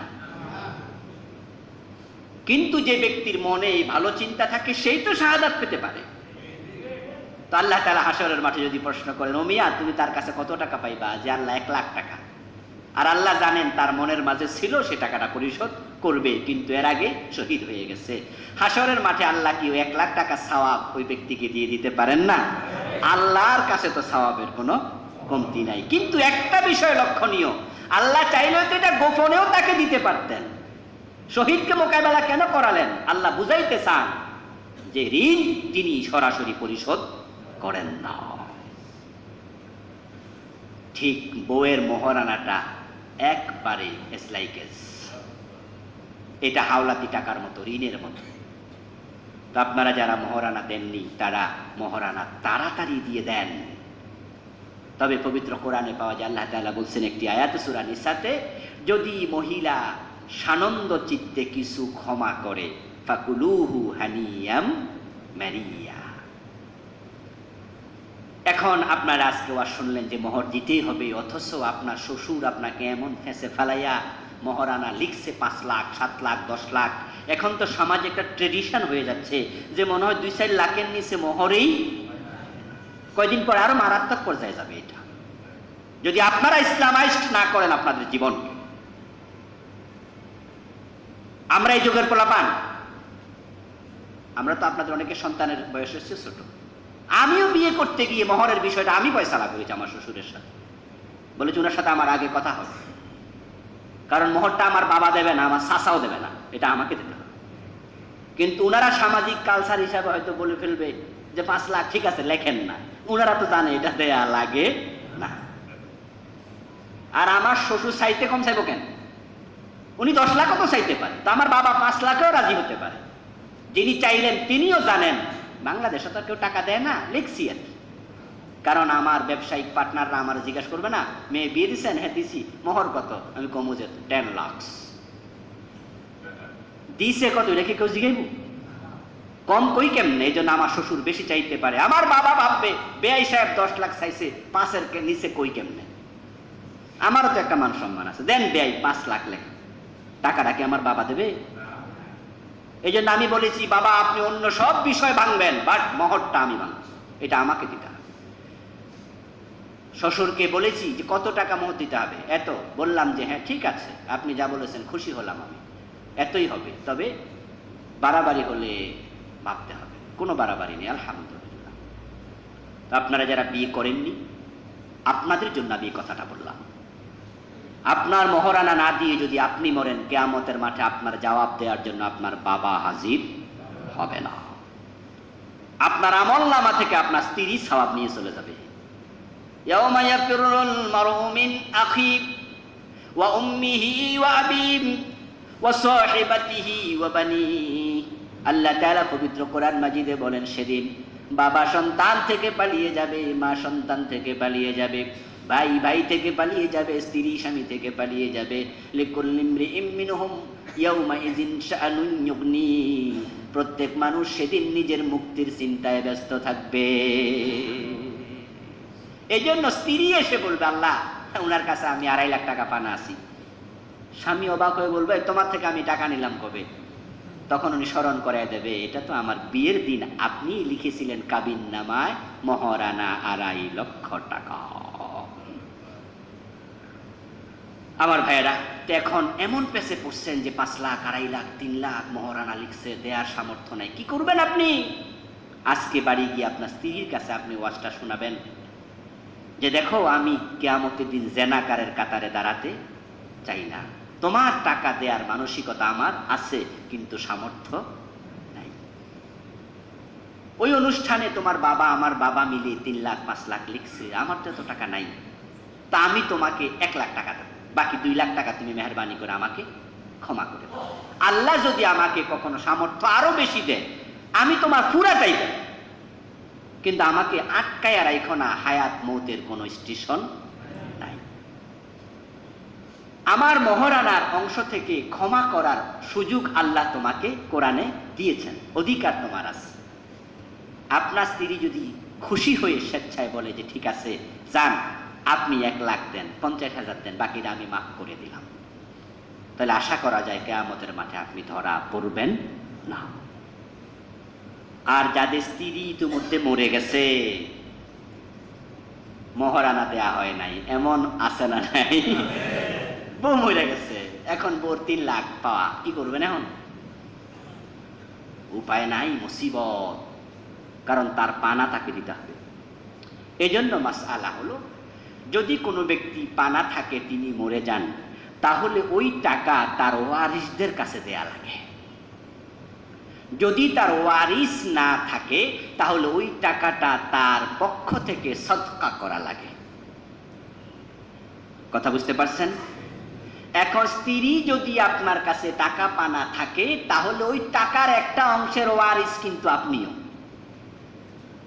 স্ত্রী যদি মারা যায়, স্বামী মারা যাওয়ার পরে সন্তান না থাকে, স্বামী পায় স্ত্রীর সম্পদের 4 ভাগের 1 ভাগ। 100 টাকা যদি মহারানা বাকি থাকে, তাহলে এখানে 25 টাকা আপনারও আছে, বাকি 75 টাকা দেবেন তার মা বাবা ভাই বোনের কাছে। যদি সন্তান থাকে, তাহলে স্বামী পাবে 8 ভাগের না, স্বামী পাবে সন্তান না থাকলে 2 ভাগের 1 ভাগ। 50 টাকার 100 টাকার মাঝে 50 টাকা। যদি সন্তান থাকে, তাহলে পাবে 4 ভাগের 1 ভাগ, 25 টাকা আপনার, ফরায়েজের আলোকে বন্টিত হবে। এখন যদি স্বামী মারা যায়, স্বামীর কাছে হক থাকে, মাসলা আমি আজকে নাই বললাম, আমি মহরের কথা বলছি, যে সেখানে 8 ভাগের 1 ভাগ স্ত্রীর মালিকানা, সেটা ভিন্ন মাসালা। তাহলে আপনাদের যাদের বউ মরে গেছে, 1 লাখ টাকা মহারানা ছিল, কিন্তু আপনি তাকে এটা দেন নাই, তাহলে আপনার যদি সন্তান থাকে ওই বউয়ের গর্ভে, আপনি ওখান থেকে পাবেন 4 ভাগের 1 ভাগ, 25,000, বাকি 75,000 টাকা তার ওয়ারিসের কাছে দিতেই হবে, না হয় হাসরের মাঠে সে দাঁড়িয়ে যাবে। যদি আপনার সন্তান না থাকে, তাহলে আপনি স্ত্রীর 1 লাখ টাকা মহারানার মাঝে আপনি মালিক হচ্ছেন অর্ধেক। অর্ধেক মানে কত? 50,000। বাকি 50,000 তার ওয়ারিসের কাছে দিতেই হবে। যদি কেউ ওয়ারিস না পায়, তাহলে ওই স্ত্রীর পক্ষ থেকে আপনি গরিব গোরাবাকে দেবেন, আর বলবেন আল্লাহ, এই টাকার মালিক আমি নই, এটার সওয়াব তুমি আমার স্ত্রীর আমল নামায় লিখে দাও। তাহলে মহারানার বিষয়টা কি সহজ না কঠিন? খুবই জটিল। এই জন্য সামনের দিকে যারা মহারানা নির্ধারণ করবেন, আপনার মেয়ের জামাইকে যদি আপনি হাসরের মাঠে জেনাকারের কাতারে দেখতে না চান, তাহলে আপনি আগে দেখবেন আপনার মেয়ের জামাই কতটুকু মোহর দেওয়ার সামর্থ্য আছে, এর আলোকে বিয়ে দেন। আমার ভাইরা, তাকদীরের মালিককে, টাকা কখনো বিবাহ ধরে রাখতে পারে না, বরং মহারানা বেশি দিলে ঝামেলা হয়। বউ স্ত্রীকে ভালোবাসে না, আবার মহারানা 10 লাখ, তালাক দিলে 10 লাখ দেয়া লাগবে, তালাকও দেয় না। কথা বোঝেন না? ভালোবাসা দিয়ে তার হক আদায় করে না, তাকে তালাকও দেয় না, মাঝখানে ঝুলাইয়া রাখলো। আপনার মেয়ের জীবনটা তো এখানে জাহান্নামী জীবন হয়ে গেল, খুব কষ্টের জীবন। সে তো ভালো ছিল, কম টাকা দিলে ওই টাকা নিয়ে মেয়ে চলে যাক, আর একটা ছেলে দেখে বিয়ে দিয়ে দেন। এই জন্য মহারানার টাকা বাড়াবেন না, মহারানা কখনো বিয়ে ধরে রাখতে পারে না, এই কুচিন্তা মাথায় আনবেন না। যৌতুক নিয়ে বিয়ে করে আজকের সমাজে এটা এতটা জঘন্য আকার ধারণ করছে যে আমাদের আলেম ওলামাদের ভিতরেও সেটা ঢুকতেছে, এই নামাজি মানুষগুলোর ভিতরে ঢুকে গেছে। তবে আমরা যারা একটু এলিট সমাজে, একটু আমাদের মান সম্মান আছে, আলেম ওলামা আমরা, এরপরে আপনি নামাজি হাজি সাহেব এলাকায় একটু বিয়ে ফিলুক, তা আপনি যৌতুক চাইবেন কেমনে? এটা তো খুবই অসুন্দর। তাই বেআই সাহেবের কাছে একটু আমরা বলি, আমরা তো যৌতুক নেই না, তবে ঘরটা খালি, সোফা দিলে এক সেট, এটা আপনার মেয়ে তো বসবে। যদি একটা বক্স খাট দেন, আপনার মেয়ে তো শুবে। এরপরে ছেলে যখন অফিসে যায়, বন্ধু বান্ধবরা জিজ্ঞাসা করতে পারে শ্বশুর পক্ষ কি দিছে, একটা যদি মোটর সাইকেল দেন 2.5 লাখ টাকা দিয়া, আপনারই তো সুনাম হবে। আমাদের যৌতুক লাগে না, আমরা যৌতুক নেই না, এগুলো আমাদের বংশেও নাই। এমন ইশারা ইঙ্গিতে যৌতুক নামক হারাম খাবার খাচ্ছে মুসলমানরা, ঠিক কিনা? এটা ভিআইপিরা খায়। আর যারা গরিব তারা তো সরাসরি, যারা মান সম্মান নাই, শরম নাই, লজ্জা নাই, ওরা সরাসরি দাবি কইরা বসে। বিয়েটা শুরু হয় যৌতুক দিয়া, একবারে প্রথম কথাই হয়, মেয়ে বিয়ে দিবা অমুক জায়গায়, কত লাগবে, কত দিবা? যৌতুক না খাইয়া ভিক্ষা করা ভালো। এক বক্তা ওয়াজ করতেছে, শুনে খুব মজা পাইলাম। ও বলতেছে যে বিয়ের অনুষ্ঠানে ছেলেরা মুখে হাত দিয়ে বসে থাকে কেন, হাতে রুমাল দিয়া কেন বসে থাকে? আমি খুঁজা খুঁজা পাই না, পরে পাইছি যৌতুক নিচে শরমে বসে আছে। যৌতুক নিয়ে আসছে, যার কারণ লজ্জা এখন মুখ খুলতে পারছে না। আমার ভাই, সুতরাং বাবা হিসাবে আপনি লজ্জায় পড়া উচিত যে আপনার ছেলেকে আপনি যৌতুক নিয়ে বিয়ে দিচ্ছেন। আচ্ছা, যৌতুক নিয়ে যখন বিয়ে দেয় তখন কি মেয়ের বাবার কাছে ছোট থাকা লাগে না? যেই ছেলেটা যৌতুক নিয়ে বিয়ে করছে সে তার স্ত্রীর কাছে আজীবন ছোট থাকবে। এবং আপনারা যারা যৌতুক নিছেন, এখন মনে মনে শরম লাগতেছে না? এই যে আমি ওয়াজ করতেছি, আপনি কারোর না কোন, মনে মনে কিন্তু বলতেছেন যে হুজুর আজকে ধরছে আমার। এইভাবে আপনি আজীবন নিজের কাছে নিজে ছোট থাকবেন। তবে হ্যাঁ, এই ওয়াজ শুনে আবার মেয়ের বাবারা খুশি হওয়ার কোনো কারণ নেই যে হুজুর কইছে আর কিছু দিতাম না, নাকি? না, আল্লাহর হাবিব সাল্লাল্লাহু আলাইহি ওয়াসাল্লাম উনি হযরত ফাতেমাকে যখন বিয়ে দিয়েছেন, অলিমার টাকাটাও রাসূল হযরত আলী চাচাতো ভাই না, রাসূল তো আপন চাচাতো ভাইয়ের কাছে বিয়ে দিয়েছেন মেয়ে। চাচাতো ভাইয়ের কাছে মেয়ে বিয়ে দেওয়া তো জায়েজ আছে? এই আপন ভাইয়ের কাছে জায়েজ নাই। চাচাতো ভাইয়ের কাছে রাসূল নিজে দিছে, কয় না। রাসূল নিজে দিছে, এরপরও কয় না। এর কারণ আমাদের দেশে চাচাতো ভাই, ফুফাতো ভাই এগুলোর সাথে প্রতারণা করে না, আপন ভাই মনে করে। চাচাতো ভাইয়ের মেয়ে আপনার জন্য বিয়ে করা যায়, এটা হালাল। আপন ভাইয়ের মেয়ে বিয়ে করা হারাম। চাচাতো বোনের মেয়ে আপনার কি লাগে? ভাগিনী, কিন্তু বিয়ে করা যায়। আপন বোনের মেয়ে বিয়ে করা হারাম। ইসলামে বিয়ে করা হারাম 14 জন, কিন্তু আমরা যেমন হারাম বানাচ্ছি 200 জন হয়ে যাবে। তাই দেখা যায় বিয়েতে উকিল বাবা পরে উকিল মেয়ে নিয়ে পলায় যায়, কারণ বিয়ের দিন উকিল হইয়া বাবা ডাকে মা ডাকে। ইসলামে কি জায়েজ আছে এগুলো? আমার ভাইরা, এখন হযরত আলীকে আল্লাহ রাসূল বিয়ে দিলেন ওনার মেয়ে ফাতেমাকে। অলিমা করা লাগবে। অলিমা কে করবে? ছেলে, মেয়ের বাবা না। ইসলামে অলিমা করবে ছেলের বাবা। রাসূল ছেলেকে বলছে অলিমা করো, ওলাও বিশাতিন, পারলে একটা ছাগল দিয়ে করো। অলিমা ছেলে করবে। তো হযরত আলীর সঙ্গতি একটু কম ছিল, আল্লাহ রাসূল নিজে একটা ওট কিনে দিয়েছে। সুবহানাল্লাহ। ওট কিনে, একটু ছোট একটা ওট কিনে বলছে, আলী কয়দিন পরে অলিমাটা করিও, তবে অলিমাটা করার জন্য ওটটাকে একটু খাওয়াও, তাজা করো। এটা তোমারও, আমি তোমার কিনে দিলাম, এটা তোমারও, এটা দিয়ে অলিমা করিও। হযরত আলী এটাকে খাওয়ায় দাওয়ায় মোটাসাটা করতে, তাজা করতেছে। হযরতে হামজা রাদিয়াল্লাহু তাআলা আনহু মদ খাইলেন। ইসলামে প্রথম যুগে মদ খাওয়া জায়েজ ছিল, শুধু নামাজ চলাকালে, পরবর্তীতে নিষেধ হলো, পরে হারাম। তো হযরতে হামজা মদ খাইয়া উনি হযরত আলীর ওটটাকে সামনে পাইছেন, তলোয়ার দিয়া পেটের ভিতরে একবারে কলিজা বের করে ফেলছে। হযরত আলী খুব কষ্ট পাইছিলেন যে আমার শ্বশুর আমারে দিল, অলিমা করার জন্য। আর ও বেটা আমার ওটারে কে কাটছে, আবার আরেকজন চাচা, তো উনিও তো চাচা।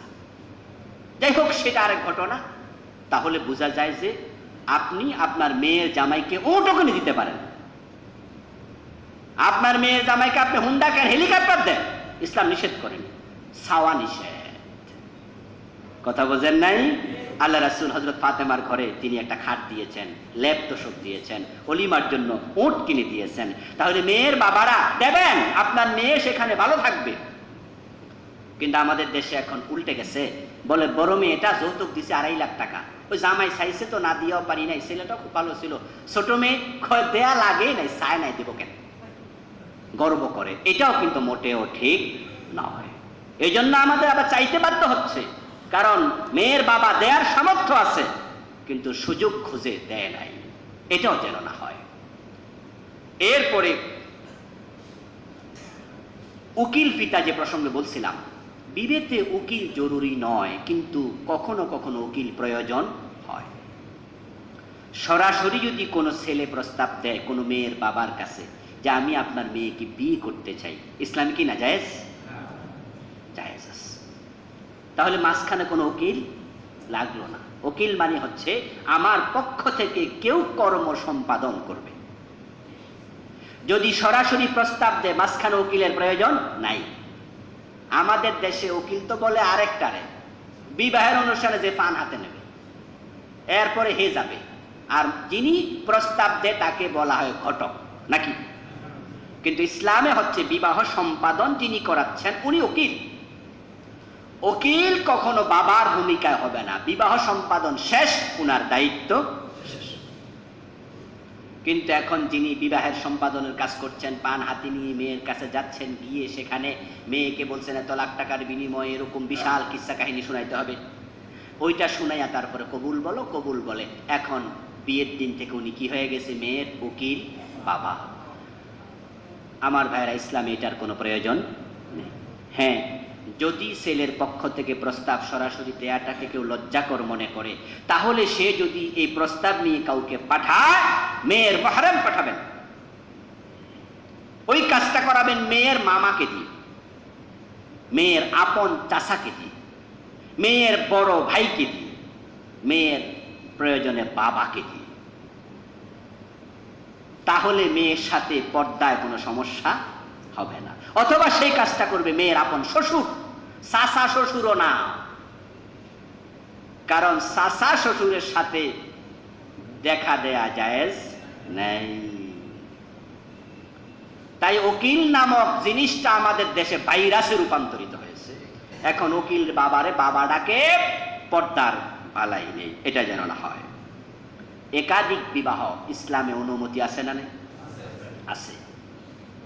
কিন্তু আজকে কালচারের কারণে এটা অপরাধে পরিণত হচ্ছে। কান খুলে শুনুন, একাধিক বিবাহ যদি আপনি আমি নফরত করি, এটাকে খারাপ মনে করি, তাহলে বিশ্ব নবী দায়ী হয়ে যাবেন, আবু বকর, ওমর, ওসমান সবাই দায়ী হয়ে যাবেন। ওনারা 2টি বিবাহ করেছেন, 3টি করেছেন, 4টি করেছেন, আল্লাহ রাসূল করেছেন 11টি। তো আজকে খ্রিস্টানরা একাধিক বিবাহের ব্যাপারে আপত্তি করছে সিরিয়াসলি, ইহুদিরা আপত্তি করছে সিরিয়াসলি, হিন্দুরা ভাবতেই পারে না একাধিক বিবাহ। ওদের দেশে জেনা ব্যভিচার আছে না নাই? ওইটা কি দোষের জিনিস? কি আমেরিকাতে কি জেনা কোনো দোষ হয়? না। ওরা কয় দ্বিতীয় বিয়ে, কয় কি জেনা, কয় এটা তো ব্যাপার না। আস্তাগফিরুল্লাহ। তাহলে যারা একাধিক বিবাহকে হারাম ঘোষণা করেছে তারা জেনার বাজার খুলে দিয়েছে। ভারতের মতো জেনা ব্যভিচার পৃথিবীর খুব কম রাষ্ট্রে হয়, যেখানে চলন্ত গাড়িতে পর্যন্ত 10 জন 12 জন মিলে একটা মেয়ের উপর হায়নার মতো ঝাঁপিয়ে পড়ছে।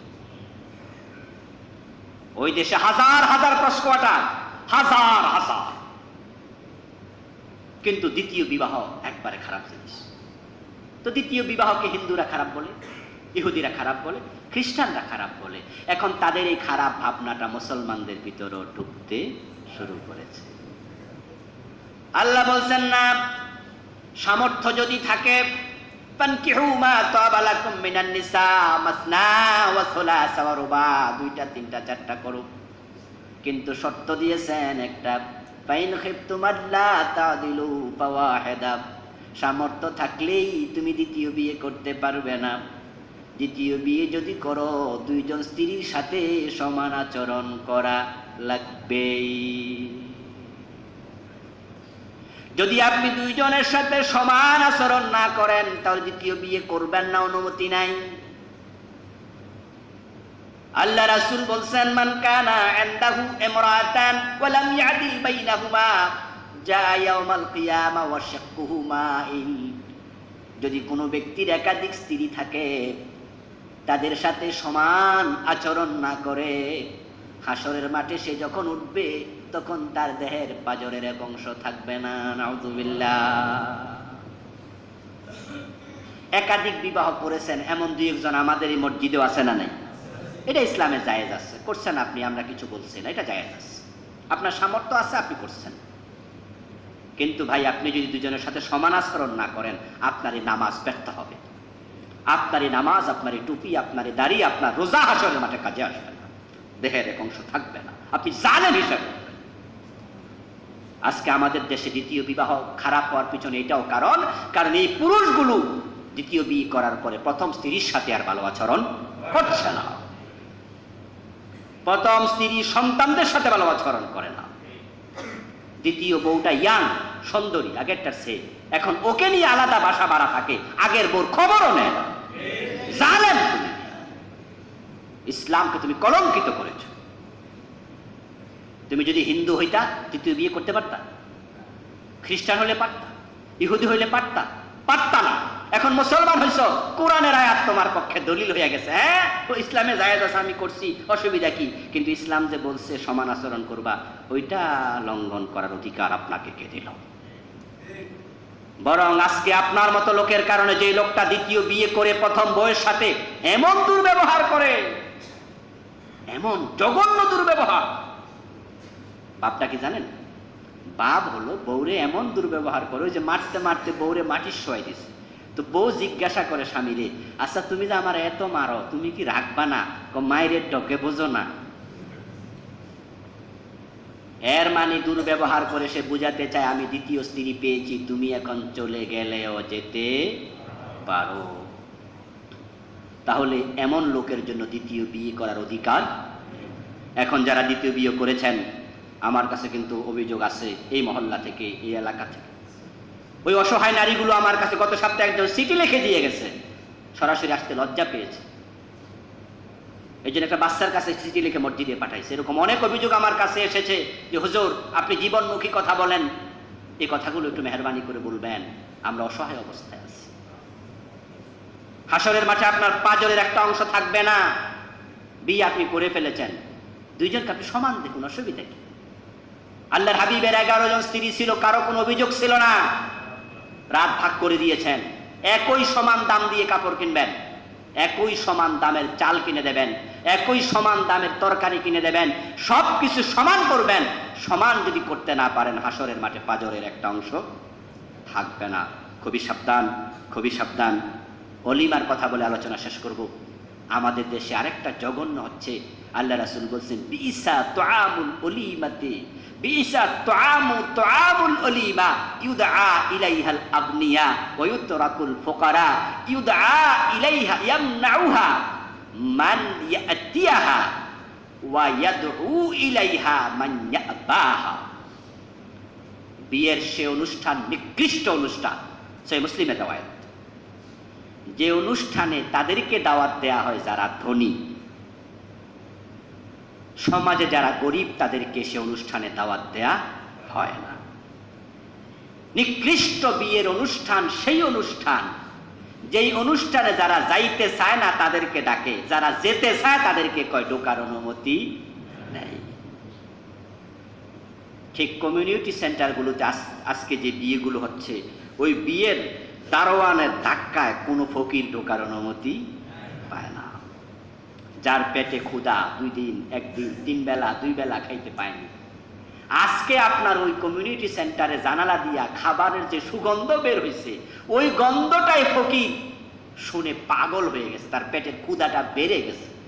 তাই সে দারোয়ানের কাছে গিয়ে বলে, ভাই আমি আমার ঝোলা টোলা একটু রাইখাই ঢুকবো, অসুবিধা নাই। কয়, ও ফকির, নো এলাও, না তোমার যাওয়ার অনুমতি নাই। কাকে ডাকছেন আপনি? দাওয়াত দিয়েছেন আপনার কার্ড দিয়ে বিয়ের, যে লোক কার্ড হাতে ভাইয়া জিব্বা শুকাই গেছে। হায় রে, 1000 টাকা তো নাই, 5টা কার্ড পাইলে 5000 নাই, কমে আর যদি আত্মীয় স্বজন কাছের লোক হয় 2000 5000 করে যদি দেয়াই লাগে, তাহলে বেতনের টাকাই শেষ হয়ে যাবে। মনে হয় আগের জমানায় যেমন ডাকাতেরা চিঠি পাঠাইতো না, যে রেডি থাকেন টাকা পয়সা লইয়া, ওই ডাকাতের চিঠি পাইলে যেমন বাড়িওয়ালা টেনশনে পড়তো, এখন বিয়ের কার্ড পাইলে টেনশনে পড়া লাগে।